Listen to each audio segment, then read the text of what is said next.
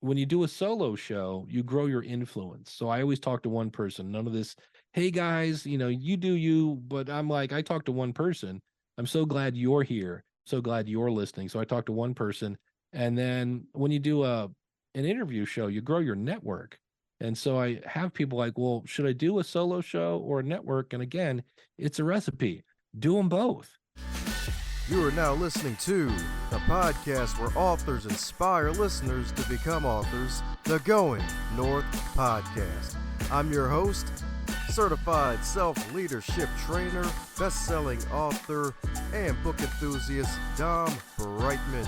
And you're going to be listening to a different author that will inspire you to join the business of immortality, known as authorship. Now let the fun begin.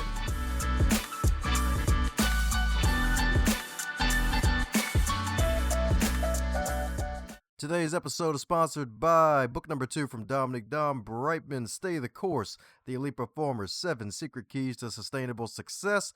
It is the field guide to help unleash the elite performer that is inside of you. Cop it today on Amazon.com or heading over to dombrightman.com and snag it in book, ebook, and audiobook, so that way you can take it on the go and get yourself on the go to your northbound success. And today on the Highlight Reel Builder for Authors, known as the Going North Podcast, we got another super special, awesome human for you today.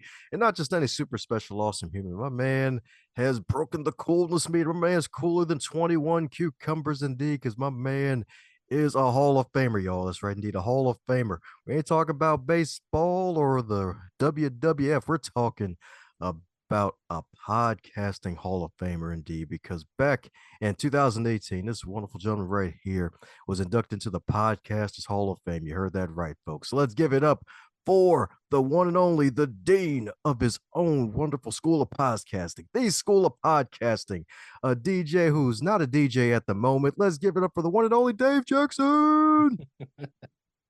Thank you, Dom. That's hard to now I got to live up to that intro, man. That's kind of tough, but I'm glad to be here, and it's a pleasure and an honor to hang out with you tonight.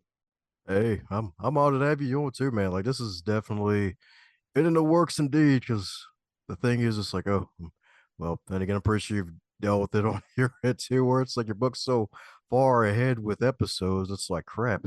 It's like they have good content, but it's like, do I reach out? And I know they got a busy schedule. It's like, dude, I don't want to interview them and then have them wait for like freaking 6 months for the episode to come out. And it's like, oh, here he is, finally a year later. That's it. Well, and never hesitate to reach out, because sometimes no is not no. Sometimes no is not now. I know I've reached out to a few people, and I was like, I don't know if they're going to be on my show or not. And, they said no the first 2 times. And really, one way to get somebody on your show is when they do have a book or a product or whatever. And so I reached back out and said, hey, I see you have this product for podcasters. I got a couple thousand. You want to talk to them? And, they came right on that way. So, and in this case, it was Pat Flynn, and he had really good reasons. He kept having children.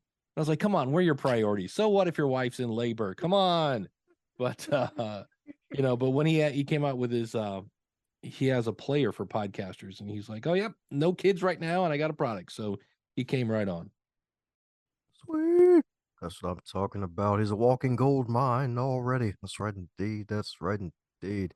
So my goodness, as with all introductions, they're not allowed to be 7,000 days long, and only probably covers 7% of it indeed. So if you were to describe your journey in 3 words up to where you are now today as a Hall of Fame podcaster, what would they be and why?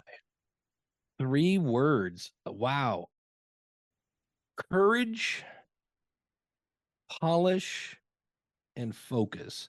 So courage, when I first heard about podcasting, a friend of mine had gone to a big marketing conference, and this is back in 2005. So I'm going to date myself, but he said, hey, you know how you missed the MySpace boat? And I go, yeah, don't rub it in. He goes, hey, I'm here to tell you this is the next big thing. And I go, what is it? And he goes, podcasting. And I remember I Googled it, and there was 1.5 pages. And I was like, how do you spell that again? Typed it again, 1.5 page. It was just nothing. And I was like, huh.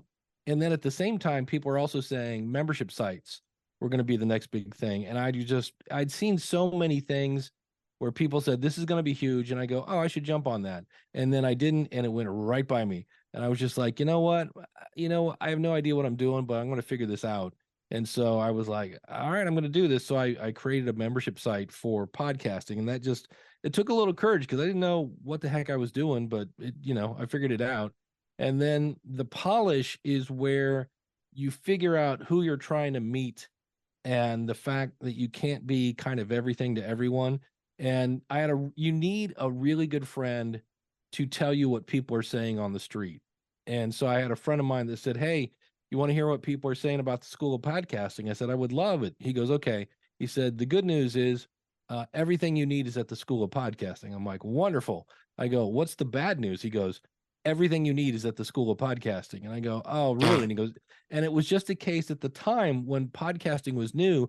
Every time something new came out, I would add it to the School of Podcasting. So I had to figure out, okay, who is my audience? And I came up with like, okay, and really I didn't niche down enough, but I'm still stuck this way. This is the way I do it. If you have no budget, I have path A. If you have some budget, I have path B. And if you have budget is not an issue, I got plan C. So I whittled it down so that you can kind of figure out who you are and which path you can take. So that was that. And then focus. That is something, being kind of a creative person. Most podcasters are, but one of my backgrounds is in music. So I'm a creative person, and I just, anything bright and shiny will grab my attention and off I go. And so there are times where, especially the last couple of years, where I started using, to-do lists and just calendars and things like that, just really maximizing your time, because I was just giving a lot of it away and not getting much for it. So those would probably be the three words that got me where I'm going. Sweet. That's right indeed. Probably the best answer to that question so far, because I've only started with that question maybe 3 other times. And it's like, wow, my man just threaded together the story with each word is freaking amazing indeed. And it's kind of interesting too, just looking back at your story, some of your history, because it's like you got a background as a musician. And if I'm not mistaken, your first guest was a musician when you decided to interview folks. Yeah, my very first podcast was called it was a horrible name at the time, but you don't know what you're doing, right? So you throw it out there and then you fix it later. But it was the Musician Cyber Cooler. And the reason for that is back then the internet was called cyberspace. So it was the Musician Cyber Cooler where musicians come to trade advice. So I was talking to other musicians. And the reason I was doing that is I already had a blog where I was in the process of writing a book.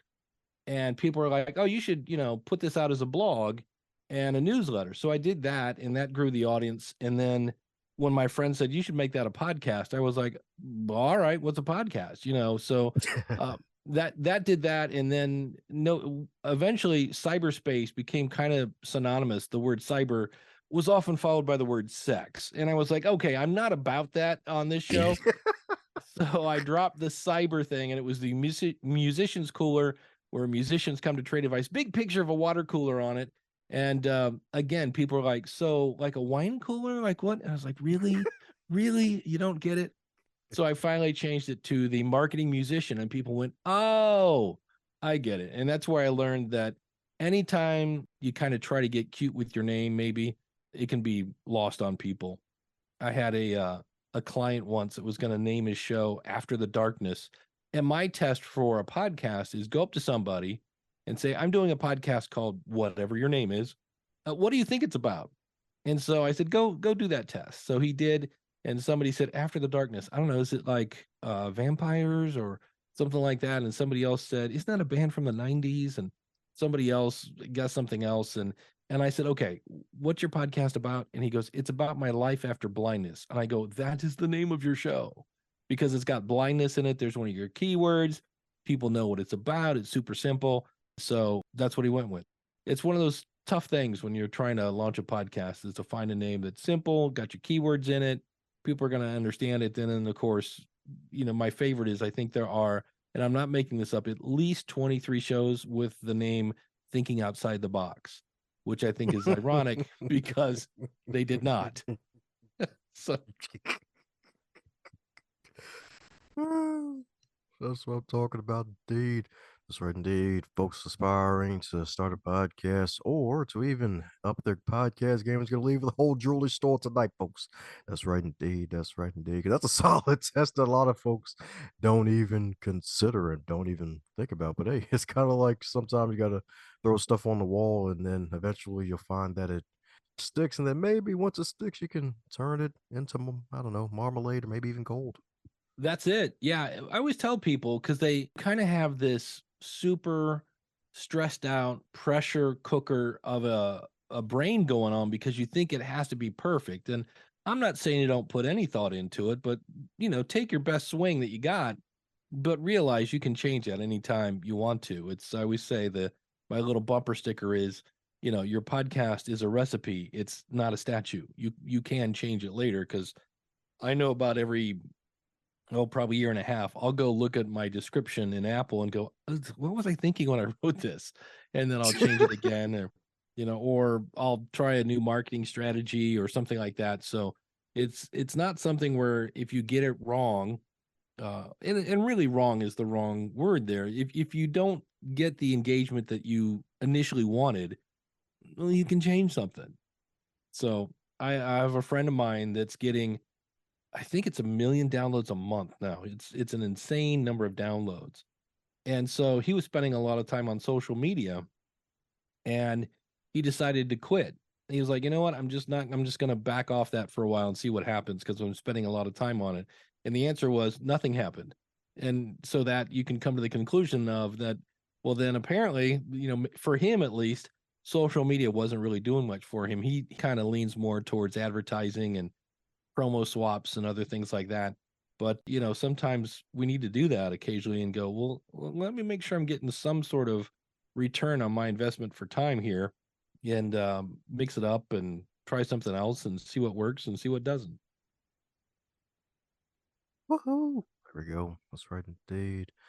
That's right. See how it goes, indeed. And that's definitely powerful, indeed. Love the analogy. It's like, hey, see it as a recipe because you can always take out or add ingredients, and then you can make the perfect metaphorical cake or cupcake.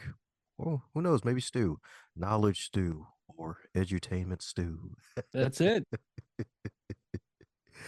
Oh man. Well, speaking of edutainment, my man is actually working for Libsyn. So was that before or after you became a Hall of Fame podcaster, my man? Let's see, 2018. I think I just joined Libsyn at that point. But yeah, my background was in teaching. I taught a lot of Microsoft Office and QuickBooks and time management and customer service and things like that. I'd been teaching in the corporate world forever. And the bad news about that job is about every 7 years they hire a bunch of sales guys that can't sell training. So instead of, ditching the sales guys, they downsize the sales department. And I saw the writing on the wall and I was like, I think I'm going to get let go here probably in a few years. So I'd already gone to a thing in Pittsburgh, which is where Libsyn is based out of. And it was some sort of pod camp or some sort of a little mini convention. And I knew those guys anyway because I'd had them on my show. I was a customer of theirs and I just said, "Do you guys ever hire anybody for like support or things like that?" And they're like, "Would you want to work here?" And I go, "Maybe." And they're like, "Oh, we would love to have you." So I already knew that I had an in there maybe. And sure enough, when I got let go of my job, I originally was going to do the school of podcasting full time. And at the time I was married and my now ex-wife was not a fan of that at all. She's like, "What kind of health benefits?" And I'm like, "There aren't any really." And she's like, "Yeah, that's you go get a job." And so I was like, "All right, I kind of saw where what I was teaching was kind of going down. Anybody that needed to know Microsoft Office or things like that, it kind of already learned it. So I thought, well, I knew Rob from Libsyn. We used to do a podcast together many, many, many years ago. And I just called him up and I said, "Hey, you want to have an awkward conversation?" He's like, "Sure." And I got good news and bad news. And he's like, "Oh, I'll play. What's the good news? Or what's the bad news?" And I go, "I just lost my job." And he goes, "And the good news?" And I said, "I'm available to work for you, buddy." And I said, I said, "I told you it might get awkward." And he's like, "No." He goes, "I'm not sorry to hear that at all." He goes, "What are you doing the rest of the day?" And I go, "I seriously just lost my job." I go, "Probably laundry." And probably 20 minutes later, I'm driving home and I got the president of Libsyn on the phone and It took them a while because I live in Ohio and they're in Pittsburgh, so we had to figure out some weird Ohio Pittsburgh tax stuff going on. But I've been there now 7 years working from home doing tech support. And then last year they gave me a little different title. It's funny because no matter what job I work at, I always end up with one toe in the marketing department. So I'm working with the marketing department, and they gave me the title of head of podcaster education, which again ties into my background. So I now do the occasional webinar. I do a little coaching here and there. And the thing I love about it is in a couple weeks, I'm going to jolly old London on the company dime. And that is the only way to travel, my friend. And now granted, I have to stand at a booth and say the same thing over and over and over for a few days, but I'll take the free trip to the UK. Plus, that also is another way that I can get a wide view of what's going on in podcasting. I can see what people are talking about, which is one of the biggest things I love about Libsyn, is I see what people are getting hung up on. And then that helps me make better episodes. It helps me make better tutorials for the School of Podcasting. So it's a great fit. And I had somebody once, it's kind of funny because everybody thinks every entrepreneur should just work for themselves. And they're like, oh, so Libsyn's your day job. And I go, yeah. And they kind of give me like the head tilt, like, oh. And I was like, no, it's not I'm like, I'm happy to be there. If somebody ever asked me, where do you want to be? Where do you see yourself in 5 years? I'm like, right here, doing the same thing with a, bigger, better, version of Libsyn, because we're always growing and adding new stuff. So it's been a fun ride so far. And I'm super happy that, it goes back to just relationships. So many people talk about, why should I start a podcast? And when you do a solo show, you grow your influence. So I always talk to one person. None of this, hey guys, you do you, but I'm like, I talk to one person. I'm so glad you're here. I'm so glad you're listening. So I talk to one person. And then when you do an interview show, you grow your network. And so I have people like, well, should I do a solo show or a network? And again, it's a recipe. Do them both. Sometimes you talk to your audience and sometimes you talk to your guest. It's really up to you, but why not get the best of both worlds? Sweet. There we go. Get best of both worlds indeed. That's right indeed. Like that good old yin yang symbol. That's right indeed. With a little dot in the middle, the opposite color. You'll love to see it. You'll love to see it. And that's definitely awesome, dude. And it's kind of interesting what I heard you mention, how it's like no matter what job you usually take, there's usually some kind of marketing involved. So, like, did you start off with the marketing job when you got out of grade school? Like, what do you think maybe the side of that? Yeah, it's funny. I think part of it is just creative. I'm a creative kind of. It's almost, as you can hear me try to spit out the answer. I would be the first to say I'm definitely ADD before it was cool to be ADD. But I mean, my first job was a copier technician, and I was out fixing copiers. And then I had one of the guys that hired me said, "We want you to go out and teach people how to run the copier," and that's how I got my door into training. And as I was doing that, and I started dealing with kind of upper management, and I made a newsletter because I like to write. So I made a newsletter that informed kind of the left hand what the right hand was doing. And that really increased efficiencies. And that got the CEO, caught his attention. And he was like, start bringing this guy into the marketing stuff. And so a lot of it was just, I knew firsthand what our customers were doing. And then I had the ability to explain it in a way that people understood it. And then I could say, they would say, "Oh, well, we should try this with that." I'm like, "Yeah, they're not gonna like that." And they're like, "Why?" I'm like, "Because I've been in the offices, they don't use that." So I think that was it. And then the same thing with just every job I'm in. They're like, "Wait a minute, bring him in here. He's got. What do you think of this?" A lot of that was this because I usually am the guy that's on the front lines helping people, and so I have a firsthand knowledge of the customer, so I can say, yeah, they don't care about that. And so there was one time a couple years ago, and I get called to go to Pittsburgh, and I'm like, oh, cool, this is fun, and this happens a couple times a year, so no big deal. But it was for the board of directors meeting, and I was like, wait, this is all the big shot smarty pants people. What am I doing in this room? And at the time, I was just tech support, and so I get there, and the president kind of brings me in, and she's like, yeah, this is Dave Jackson. he works with a tech support team and he also works with marketing. And I was like, oh, okay, I'm part of the marketing team now. Here we go again. So it's been fun, and they are the people that are promoting my webinars and coming up with ideas. And then I'm the guy that often will basically do the webinar, or in some cases I'm helping out with a YouTube channel. So it's which is fun, because the thing I love about that job is I have, one company, Libsyn, but I'm doing tech support, I'm doing video work, and then I get to go out and do live events and talk to our customers face to face, which is a lot of fun. So it's about the time you're like, oh, I'm tired of flying everywhere, which I realize, and boo hoo. But there are times you're like, if I have to take my shoes off one more time to get on a plane, well, then you go to, then you start doing support tickets, and about the time you're like, oh man, if I have to explain one more time to somebody, this and this and that, well, then it's like, all right, let's go work on some videos. So it stops it from being boring, and the whole staff there is just, they take podcasting very, very seriously, but nobody takes themselves too seriously. So it's a lot of fun. It's a fun workplace. Sweet. That's what I'm talking about, indeed. That's the perfect mix right there, where it's like, hey, they take their podcast seriously, but themselves not too seriously. So that means they know how to have fun. They don't want to keep themselves all tightened up and wearing suspenders like it's 1960. Yeah. Well, I remember when I first got hired, I went to Pittsburgh just to kind of get an overall training, and it was Friday, and they're like, "Hey, Dave, you want to play Trash Olympics?"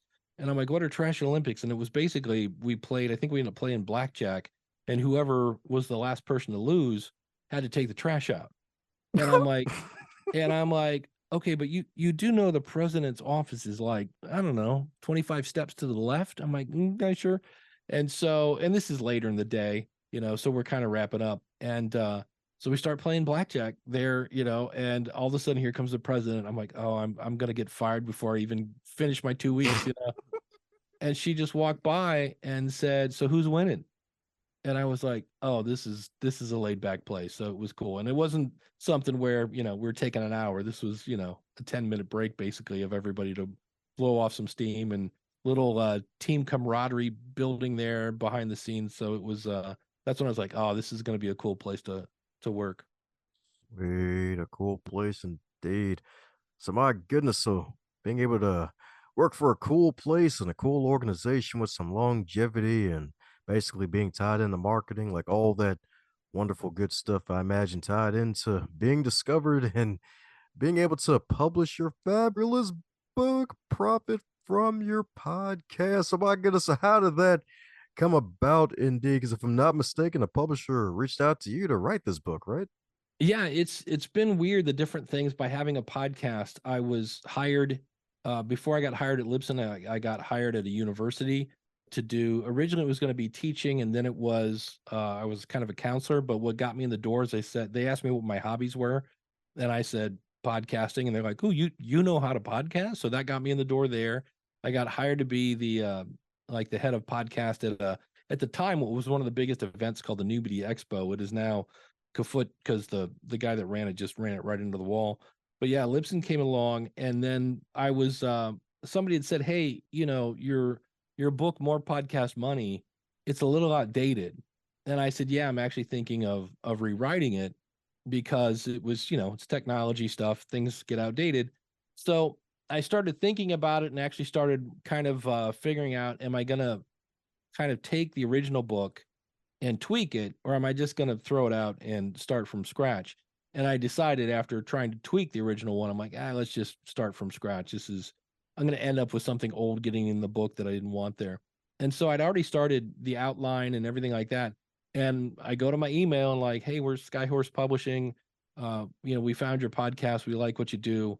Would you be interested in writing a book on podcast monetization? And I was like, funny you should ask. I'm in the middle of writing one right now. And the great thing about it, by having a podcast, it gave me some leverage, because we talked about in advance and this and that. And I said, okay, but I want 100% of the audio rights. And they're like, well, normally we don't do that. Usually you get like whatever it was, 70%, something like that. I was like, okay. They said, but let me, it was almost like the the old used car salesman going back to see the manager, see what he could do for you. So they came back and they went up a little bit, and I said, "Yeah, that's not going to work. I need 100%." And they, well, hold on, let me go back again, and this goes back and forth a couple times, and so finally they said, "Man, the best we could do is maybe 80%." And I said, "Well, I appreciate that offer." And I said, it's been great meeting you folks, but that's not going to work. And I'm not trying to be a jerk. I'm not trying to be an egomaniac, but I don't need you. I already have an audience of people that, will probably buy this book. So I appreciate that, you could get me into bookstores and stuff like that. But it also goes with kind of understanding how, publishers work.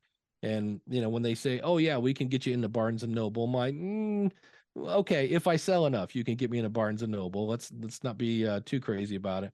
And so when I kind of was willing to walk away from the table, they, well, hold on just a second, so they came back and they said, yeah, okay, you can have 100% of the audio rights. And I was like, oh, cool, which I'm really glad I did. I've yet to record the audiobook version of it. And that wasn't on purpose, but I'm kind of glad there's been a few years now, because there's again, books get outdated when you talk about technology. So there's all sorts of stuff that I could add to the audiobook. So even somebody who bought the original book might actually buy the updated version of an audiobook. But it was kind of cool to just be able to go, yeah, thanks, but no thanks. I'll just take this and keep doing it on my own. Because in the end, what I found was with a publisher, you get paid up front, and you get your trickle coming in from and I think I get paid once a quarter or something like that.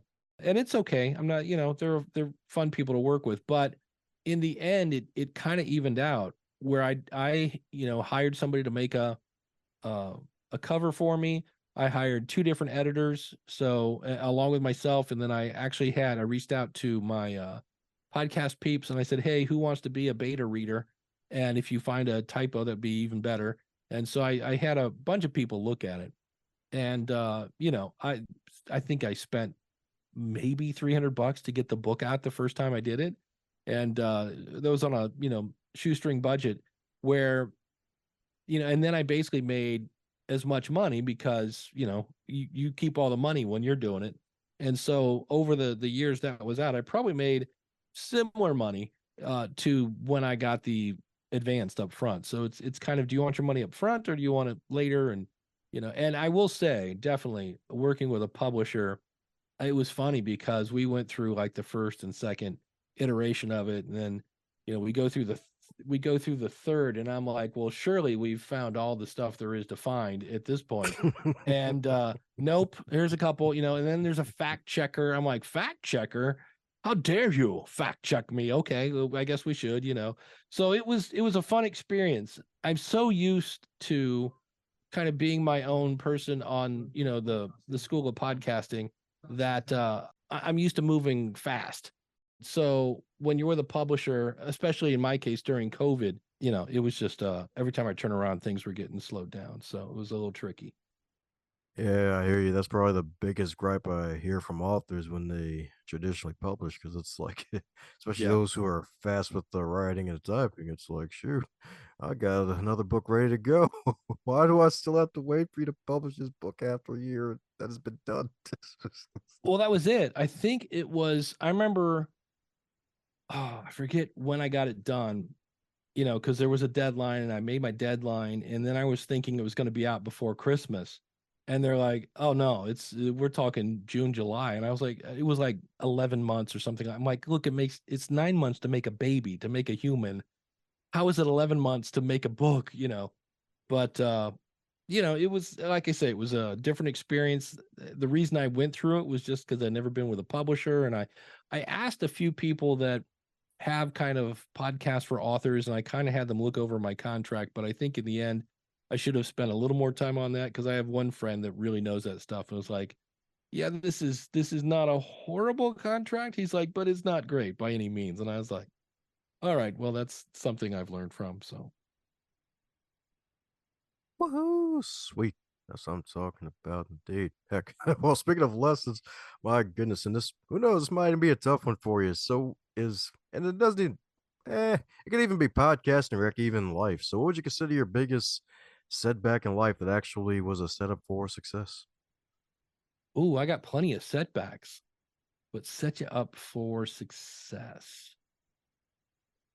That is, hmm, boy, that's a good one.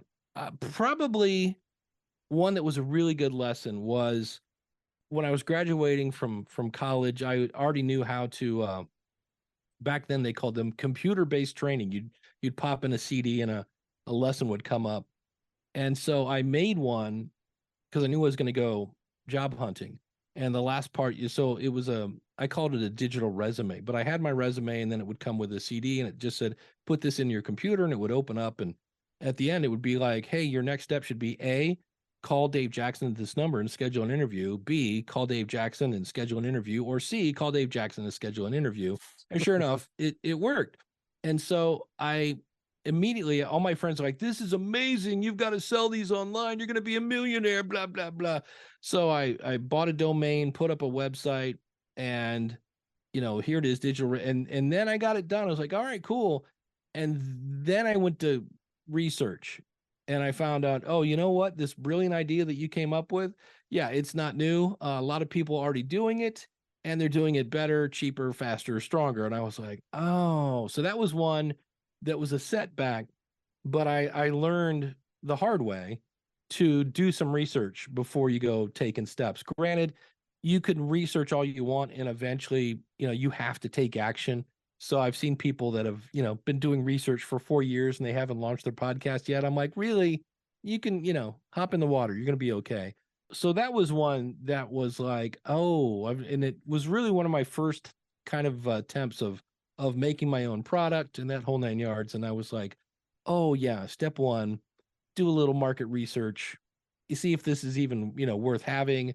Do people want this stuff? And it's something I later used. I had an idea for kind of a podcast mastermind, and I had all these ideas, and I reached out to my audience and I reached out via my email. I said, hey, I've got a product. I'm going to let you know right up front. I'm using you for market research.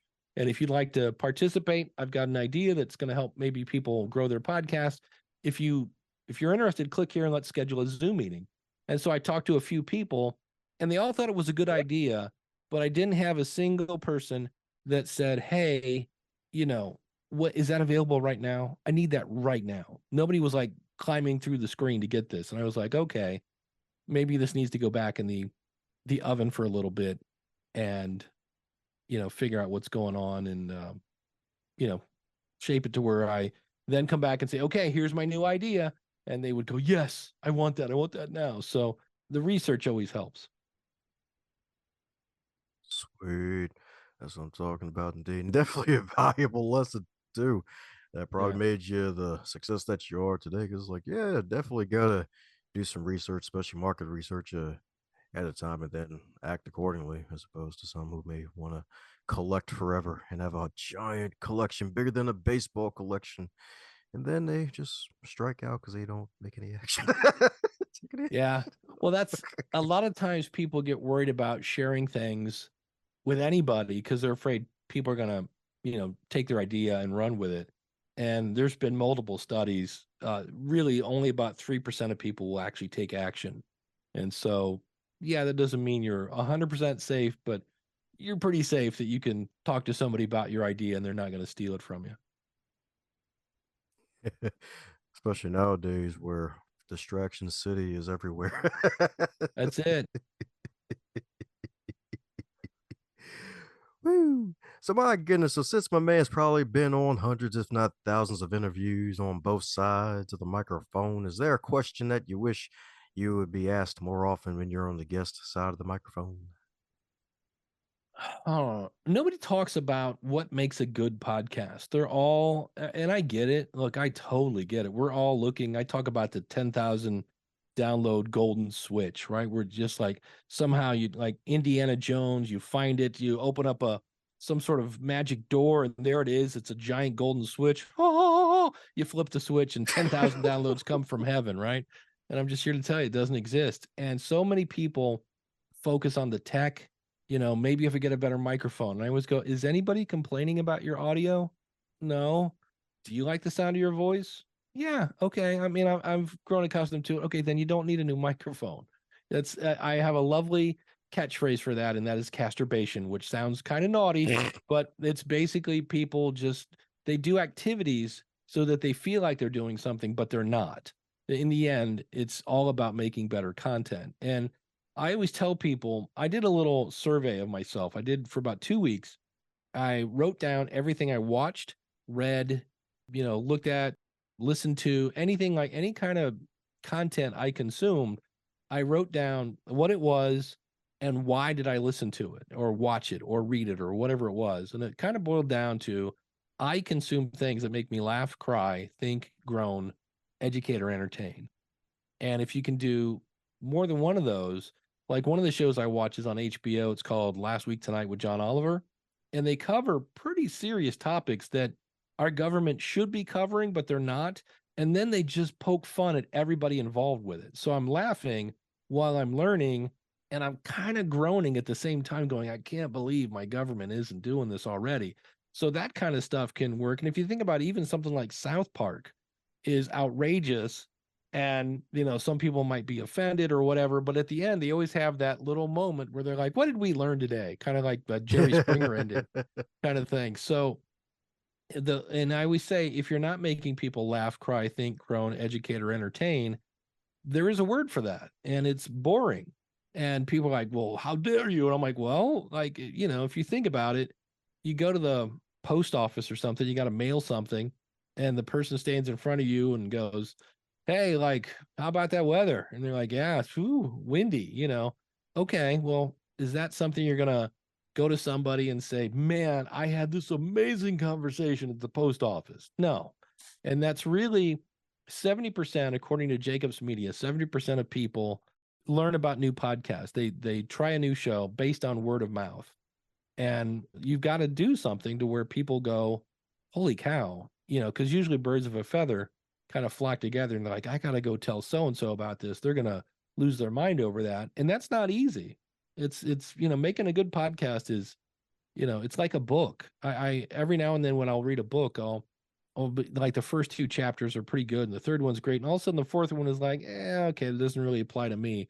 And it's kind of the same thing in podcasting. You can have a couple great episodes and then there's one that's like, it doesn't really hit with people or whatever. So rather than focus on what gear should I get or what, especially if you're buying ads to promote your show, you might want to make sure that's hitting the mark. I mean, Ron Howard, the director, actor, Richie Cunningham, that guy's got so many awards for the movies, and yet he will not put out a movie until he sits in the audience and watches it with them, because he knows when they're supposed to laugh and cry and get upset and all that. And he goes, if it's not working, then I need to go back and do some editing. And so it really is the first question should be not how do I get ads? How do I make money? The first question should be how do I make money with it? Not that's the one you don't want to ask. The first question you should ask is how do I get good at this? What makes a good content? What does my audience want? Things like that, because that's really how a good show grows, is by word of mouth. Sweet. Solid advice indeed. That's right indeed. That's right indeed. Because once you get good, everything else will follow usually. That's right indeed. That's right Yeah. indeed. Yeah. I see a lot of people get obsessed with being consistent. Like, well, I've been publishing for 3 years every Tuesday, so I should be making money now. And I'm like, that's not what you get paid money for. You get paid money for building an audience. And every time I hear somebody start off a show with, hey, welcome to the, amazing Dave show. I'm not really sure what I'm going to talk about today, but I promised you an episode every Thursday. I'm like, hit stop immediately, because that person's going to waste about 20 minutes of your time. And I would much rather have a late show. Maybe it was supposed to be on Wednesday and I get it on Friday. I'd rather get a good show on Friday than a meh show on Wednesday when it was supposed to come out. And a lot of people get, I think, their signals crossed on consistent. It helps to be consistent because you become part of somebody's routine, and that's super powerful. But you also have to be consistent with delivering value. That's what I'm talking about indeed. That's what I'm talking about indeed. Because it's so darn true. Funny enough, I'm probably one of those preachers of consistency, but you're so right. Because it's like with some other shows out there, like even some live streams. It's like, hey, looking forward to hearing it every Wednesday, and they miss a day. It's like, oh crap, and then they come back, and it's like, oh sweet, they just need to rest themselves, or they were sick or whatever, and it's good. It's like, you know what? It's actually better that way. You rather have that delayed goodness as opposed to on time horrible horrible nonsense. Well, that's it. I always tell people, on one hand, I'm really like impressed that you feel bad and you feel like you have to apologize to your audience, because that means you care and you want to care about your audience. I said, but please don't start off your next episode with a 15-minute apology. I said, because it makes sense to everybody now in the present. I go, but the person that hears this 4 months ago has no idea what you're talking about. I said, so if you have to do an apology, don't do it at the beginning. Just start off like normal. And then at the end, where your super fans are still listening, you go, hey, by the way, I missed last week. I'm sorry. Grandma died again. And then you just explain what it was. And people always feel like they owe an explanation. I'm like, I guess if you want to, but I see a lot of, especially YouTubers and some podcasters, that can be a grind, and if you don't leave any margin in your life so that when something happens, health or job or whatever, relationships, things change. And all of a sudden, if you're got every minute of every day booked and you've got a curveball coming at you, your audience likes you. That's why they tune into your show. And so when you say, hey, I'm taking next week off, I got some things I got to take care of. In the meantime, go to my website, follow the show, and have fun in the back catalogs. I'll be back on this date. Boom. And I don't know anybody. A friend of mine took probably 4 years off, and he Oh said, wow. "Hey, I have a kid, and they don't stay this little that long, and I'm going to prioritize my son because this is probably the only kid I'm going to have." And so I'll probably be writing on my blog occasionally. I'll have a newsletter, but I'm not quitting the show, but I'm taking a definite hiatus. And he probably put out 2 episodes in like 4 years just to kind of say I'm not dead, and something that big had happened in the space. So he'd jump on in. But I don't know anybody that was like, well, how dare you put your son over my entertainment on my way to work? Uh, we're all like, no, dude, hashtag family first, go do your thing. And we'll be here when you get back. And that's exactly what happened. Sweet. Got a feeling somebody probably needed that one. Definitely indeed. Because it's like, oh man, I gotta grind forever. That's right indeed. Gotta grind to the bone. That's right indeed. I gotta be a skeleton. No matter what. Yeah. Look unhealthy, get this stuff out there. But it's like, nah. We're still human at the end of the day. We're still human at the end of the day. Well, this might be a weird one for you, but like thinking back 2005 when it all started, you're basically 18 years in the game with this. So was there a time where you felt like you finally hit your stride where it's like, all right, I'm in the flow, like this is the way I want to get my episodes out there and organized, like when I'm deciding to interview other people, like this is really how I feel like I'm having an A1 conversation with somebody. Has there been a particular episode number that you remember or a certain year where you felt like, you know what? Dave Jackson's finally turned Super Saiyan. Like I'm Yeah. I'll let you know when I get there. No, but no, there have been some that have stood out. I did one a couple months ago, and it was a new style, and I used a tool called Rumble Studio. And what it was I was asking people, I'm trying to remember what it was about now. It's so funny. I know it was James Cridlin and Daniel J. Lewis. Oh, it was about newsletters. Should a podcaster have a newsletter? And so I wanted like James Cridlin. I wanted Kevin from the email marketing show and Ariel Nissenblatt and a bunch of people, but they're all in different time zones. And I was like, this is going to take forever.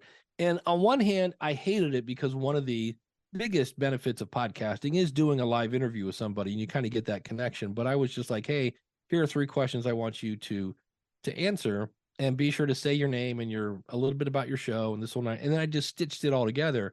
And I had my audience was like, hey, that was really cool. And I was like, all right, I'm gonna have to do more of those in the future. So that was one. I did want my episode 400 was a thing where everybody's like, what are you gonna do for 400? And I was like, am I supposed to do something special? And so I made an entire skit where a wacky morning DJ team called Binky and the Wiz came in and took over my show. So they kept doing things that you would do in radio, like Binky kept wanting to like do the traffic and weather. And you're like, yeah, we don't do that. We don't do resets, that whole 9 yards. And I still have people every now and then like, hey, when is Binky and the Wiz coming back? So, but I would say, man, when I really felt comfortable, probably around 300. It's like the first 100 are like you're trying to figure it out and you're still nervous.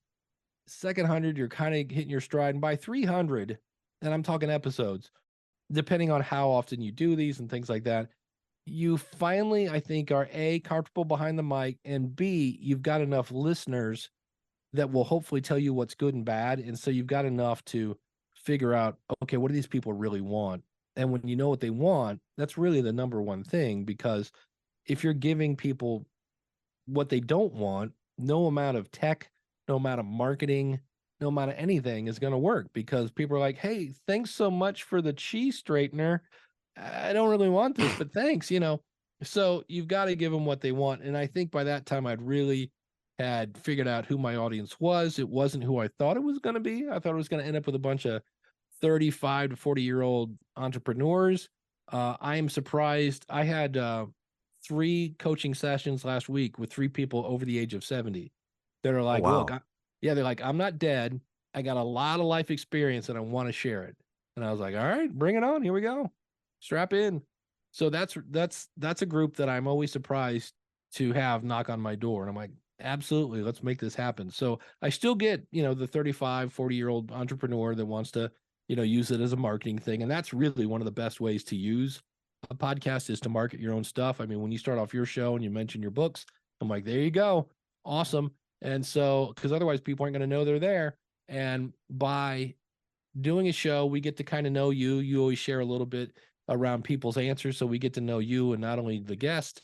And then it's like, hey, that guy seems to know what he's talking about, and off we go. And then they go buy your book. So it's a fun ride, but it took me a while to get used to it. And part of that, I should mention, is growing up, I was unbelievably shy.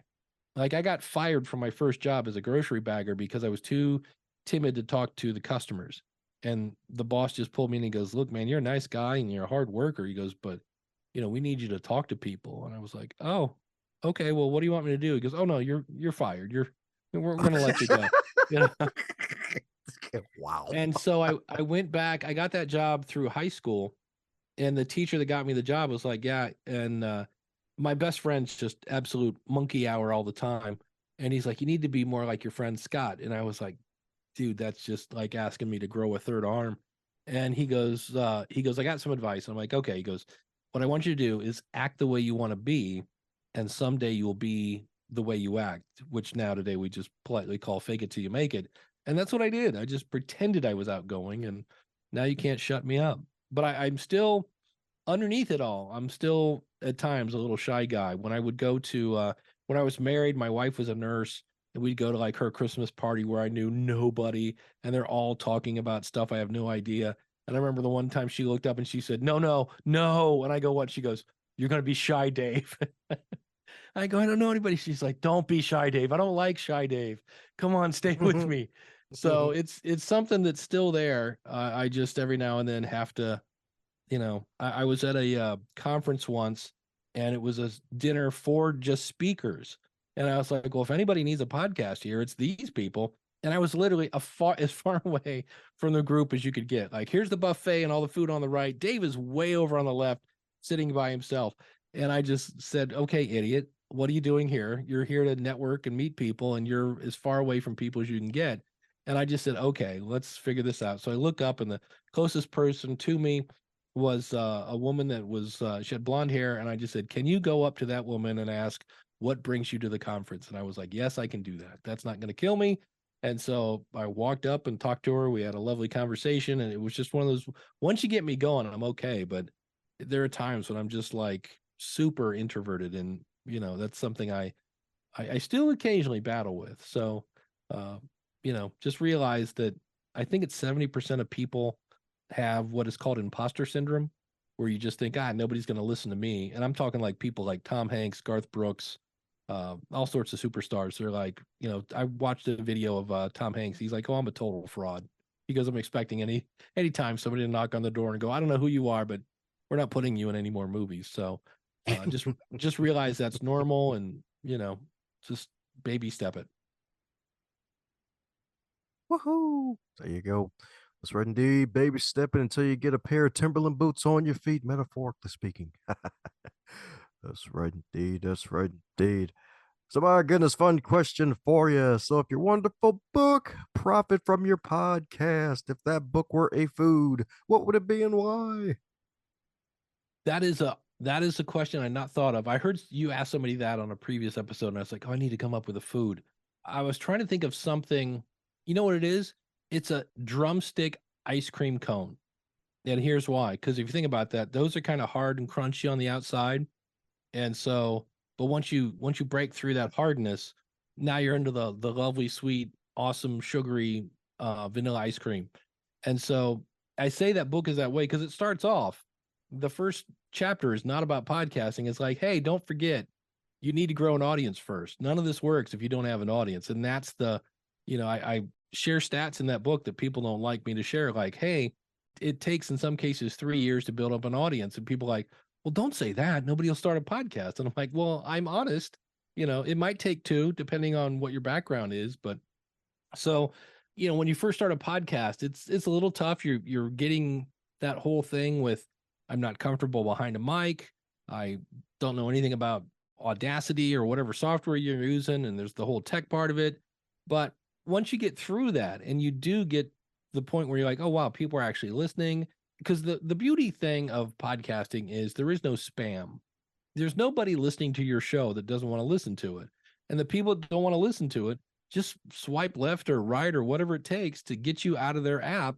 And they typically don't leave any messages on the way out the door. They just leave. And I kind of wish they would, to say, hey, your show's too long, or you repeat yourself too much, or some sort of thing that I could work on. But most of the time they just leave.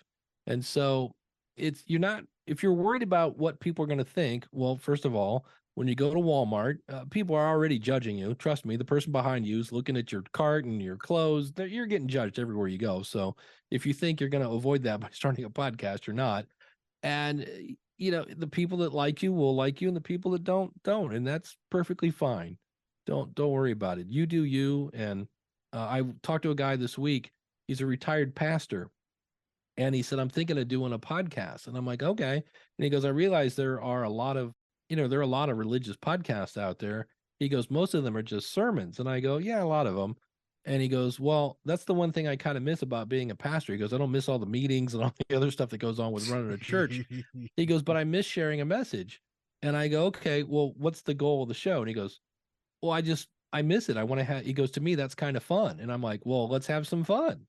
I go, if that's the goal, it's super easy. The minute you put out an episode, your goal is complete. You had fun. You made, you got your message out there. And he's like, yeah, he goes, I'm retired, don't really need the money and this and that. And he goes, I'm not trying to get another gig as a pastor. He goes, this is just something I've done for 42 years and I want to keep doing it.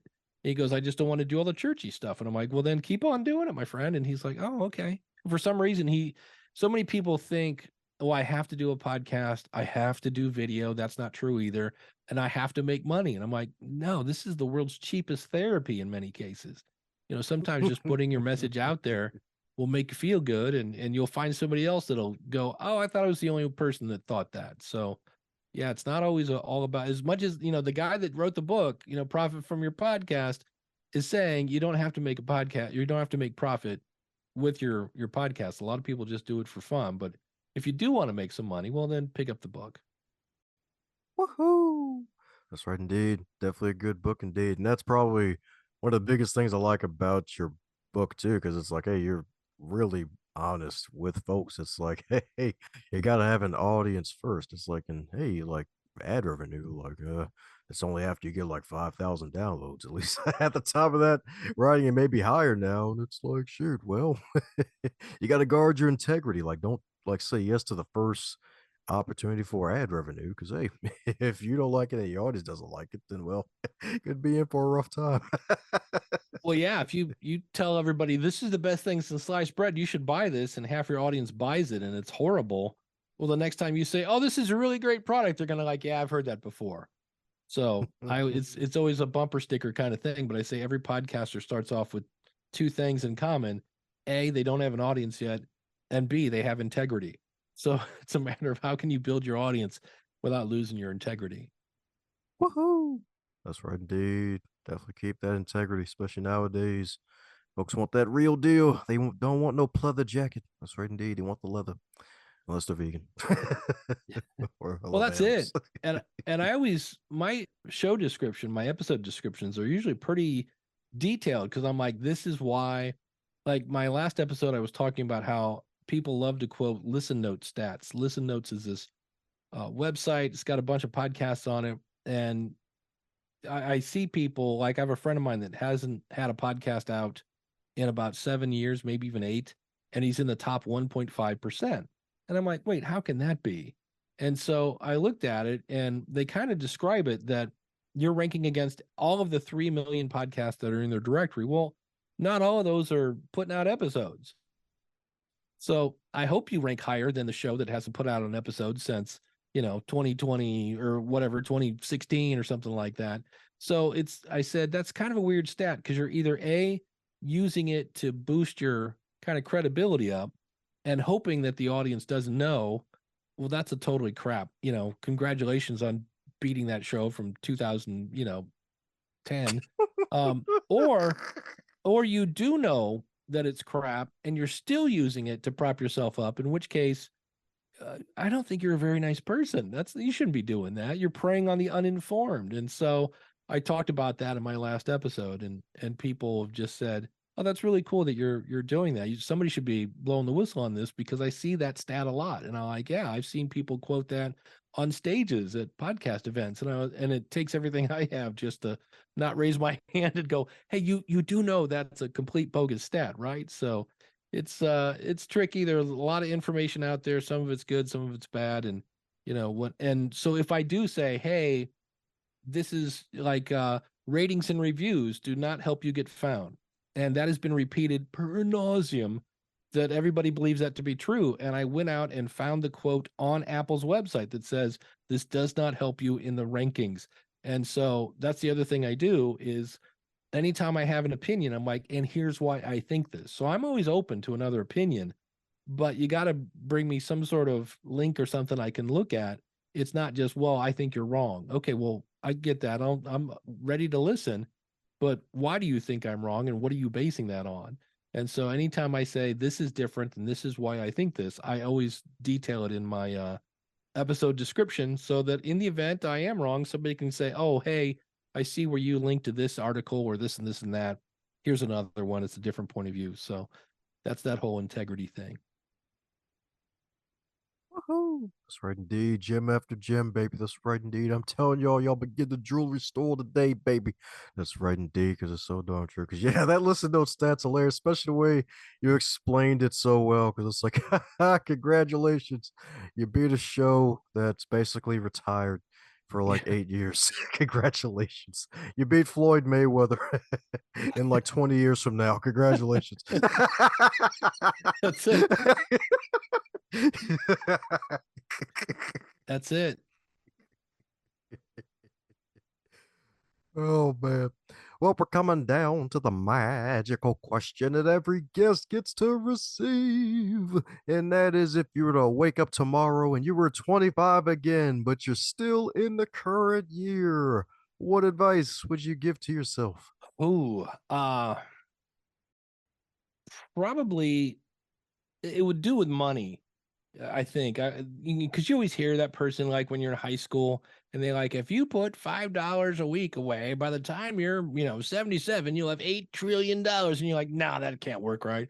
And then now that I'm older I'm like oh you know what I should have been putting $5 away every week. So yeah that would probably be it. I have been very blessed, I guess you could say, in a way of my ex-wives are wonderful people. We have, it is as good a relationship you can have as an ex, and both of them were absolutely horrible with money. And I'm not perfect with it, but man, they raised the bar. And I think that's where opposites attract. And so the more I really let's boil it down. The more I watch my money, the more money there is to watch. Where in the past it's like, sure, give me Hulu, give me this, give me that, give me Apple Plus. And those are just $10 here, $10 there. And then you throw in, sure, let's go to here and there. And it's just all of a sudden, when you finally start writing down what you're spending on and looking at it, you go, wait, I spent $80 at McDonald's? Like, that can't be right. And you're like, wait, hold on, $8 here, $8 there, $8 there, $8 there. You're like, I spent $80 on McDonald's. That's crazy. So I think that would be my advice, would be like, watch your money and start keeping track of it, and you'll end up with more of it. That's something I just started doing really now in the past couple of years, and get myself out of debt and things like that. And when I look at how I got it there, I was like, man, that was some really just, and I knew credit cards were a bad idea, and yet I still used them. So I'm much better with that now. So that would be my advice for the 25-year-old me. And, there's a whole bunch of stuff I could tell him, but that would be, if I only have one to pick, that would be it. I would say like, watch that money thing. Definitely was advice indeed. It's so darn true. It's like, yeah, money is freaking amazing. It's like, yeah, you can renew it.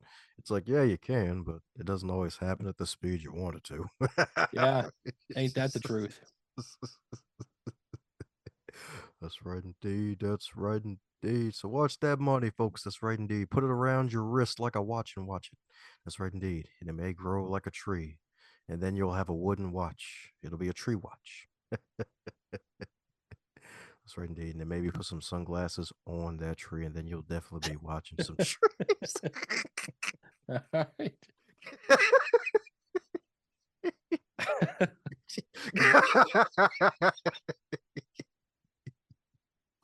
I got a feeling you visualize that.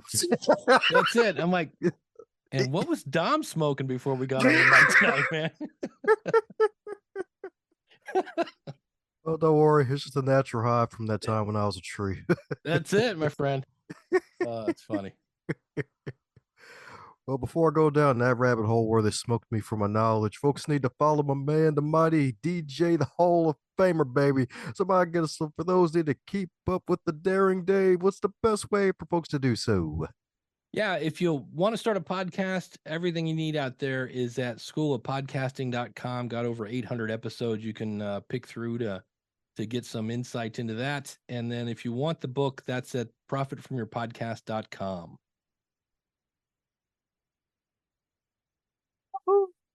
There you have it, folks. Check out that podcast indeed. Check out his book indeed. Stack some copies for yourself and your friends. You may be looking to start a podcast and profit from it indeed. That's right indeed.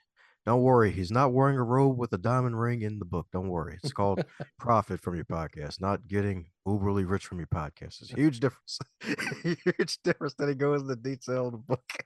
There's no picture of me on a boat anywhere. That's right indeed. Who knows? There may be. I don't think there was a boat reference in the book at all. Now to think about it. Like, no, I don't think that was in there. Yeah. Like, it's been a few months, but I don't think there was one. Well, my goodness, rabbit holes galore. So, my goodness, any parting words before we close up shop, Dave? Let's quote Zig Ziglar. I haven't done that in a while. You don't have to be great to start, but you do have to start to be great. If you're hearing this part of the episode, that means you're one cool individual. Thanks a bunch for tuning in, and if you enjoyed what you heard, be sure to share it with at least one other person in your network. Bonus points for free. And be sure to check out the backlog too while you're at it, because there are hundreds of wonderful episodes to choose from as well.